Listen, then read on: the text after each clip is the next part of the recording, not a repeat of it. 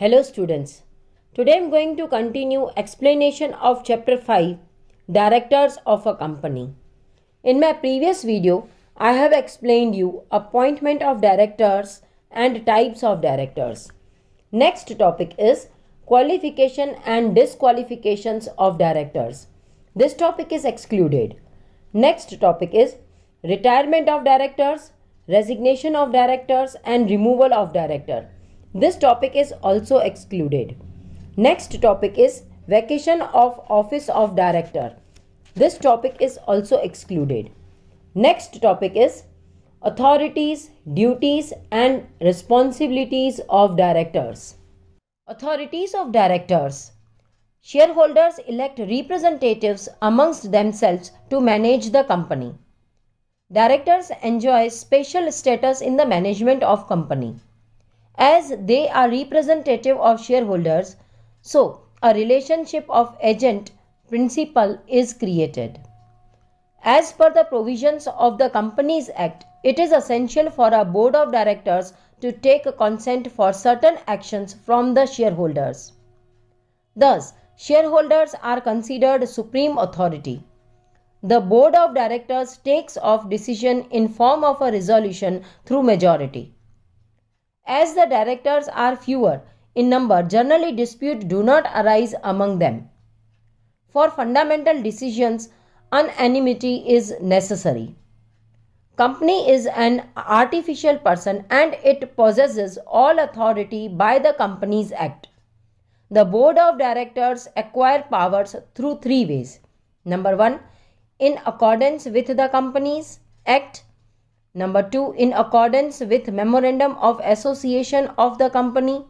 Number 3, in accordance with the Articles of Association. Power assigned by the Companies Act to directors. In this, number 1, the Board of Directors passes a resolution in the meeting and acquires the following powers. First, to issue and allot shares of the company. Second, to make calls on shareholders in respect to unpaid money. Third, to authorize buyback of securities. Fourth, to issue debentures and other securities whether in India or outside India. Fifth, to borrow money on behalf of the company. Sixth, to invest funds of the company. Seventh, to declare interim dividend. 8th, to determine proportion of dividend on the basis of profit earned by company. 9th, to appoint alternate directors and additional directors on temporary basis. 10th, to grant loans, to give the guarantee for loans or to provide security for loan. 11th, to approve financial statement and report of the board. 12th, to expand business of the company. 13th, to approve amalgamation, reconstruction or merger. 14th, to take over a company or acquire a control on an other company. 15th, any other matter which may be prescribed. Second, for the following functions, Board of Directors has to take consent in general meeting by special resolution. In this, number 1, to sell or dispose of the whole company or to dispose of extra units of the company. Second, to lease the company. Third, to invest in trust securities, the amount of compensation received by it as a result of any merger or amalgamation. Fourth, to borrow money from the bank in excess of the aggregate of its paid up share capital and free reserve. Fifth, to give time for payment of any debt or right of debts of a director. Authority acquired by Memorandum of Association. Directors acquire some of their authority through the Memorandum of Association. They cannot function beyond this power. If the directors act beyond these powers, such acts are considered to be ultra vires. Such acts cannot be subsequently rectified even by passing the resolution by all the shareholders unanimously.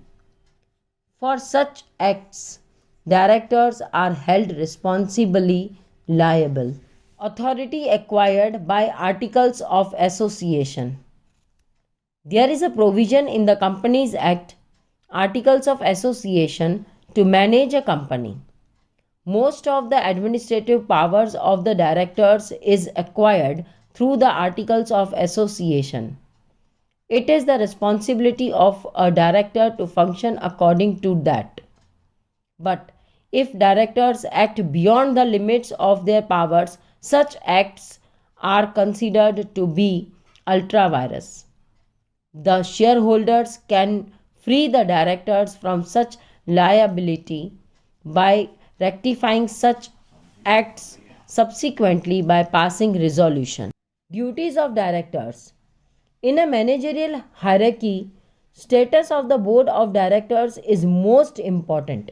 They have to observe their duties as below. Number 1. Director will act as per the provisions of Articles of Association. Number 2.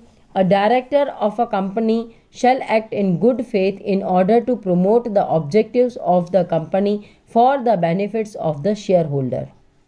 Third, a director of a company shall act in the interest of shareholders, employees, and society and for the protection of environment.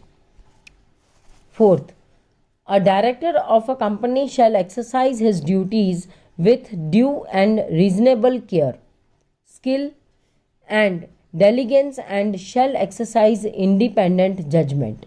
Fifth, a director of a company shall not be in a conflict of interest with the company directly or indirectly. Sixth, directors must attend every meeting of the board of directors. If he can't, he must inform in advance. Seventh, he must not make any secret profit. Eighth, they must take care of the financial as well as the immovable and movable assets of the company.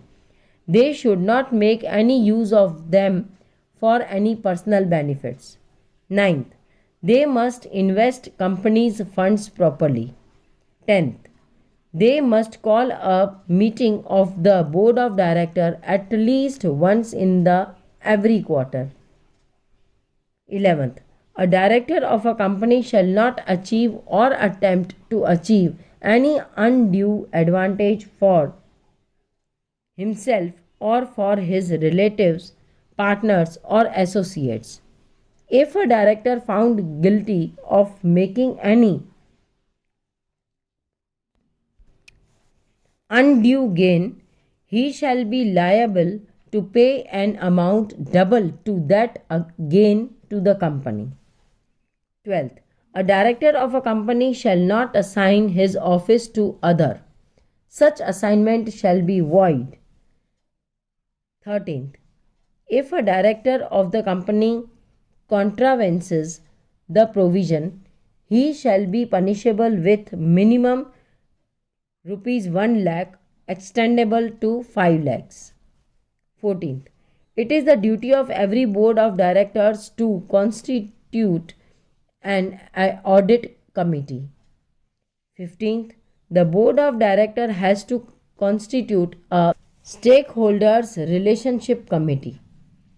16th, a director of a company cannot acquire assets for consideration. He can accept only cash.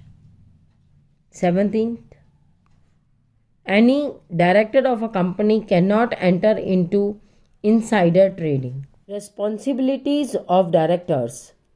The directors acquire powers in accordance with Companies Act, Memorandum of Association, and Articles of Association. When directors misuse their power or act beyond their authority or do not implement their duties properly, they are held personally liable towards the third parties or towards the company. Responsibilities of the directors are two types: civil liability, second criminal liability. Civil liability. Civil liability is that type of liability in which the loss suffered by the aggrieved party is required to be compensated. If the directors act within the limit of law in good faith, bona fide, and take reasonable care in discharge of their duties, they cannot be held liable for any damage caused. Civil liability arises towards two parties. Number 1, liability towards company. Number 2, liabilities towards third parties. Liabilities towards company. When directors perform their duty beyond the powers ultra vires of Memorandum of Association, they are responsible to the company. In this, number 1, when the willfully misappropriates the accounts of the company. Second, when they declare dividend even when company has not earned enough profit. Third, when they are company's funds or properties for their personal use and thus commit breach of trust. Fourth, directors behave dishonestly or carry out fraudulent transactions, purchase property in their own name first and then selling it to the company at a profit. Next is when a director becomes habitually irregular and absents himself from meeting, causing losses to the company. Second, liability towards third party. In this, number 1, when directors give misleading information or false information in the prospectus or conceal some important information, as a result of which some share applicant has to suffer financial loss. Second, when directors enter into any transaction in their own name without mentioning the name of the company. Third, when they enter into fraudulent transactions with third parties. Fourth, when directors' liability is unlimited as per Memorandum of Association. Fifth, when director borrows money in excess of permitted limits. Sixth, when the court holds directors liable to a third party at the time of winding up of the company. Criminal liability. According to the provisions of the Companies Act, directors are held criminally liable in the following circumstances for which they are punishable with the fine or imprisonments or both. In this, number 1, when they commit cheating, fraud or breach of trust with the company. Second, when directors disobey various provisions of the Company Act. Third, when directors give misleading or false statement in the prospectus or hide some important information. Fourth, when directors commit a criminal offense at the time of incorporation, management or winding up of the company. Thank you.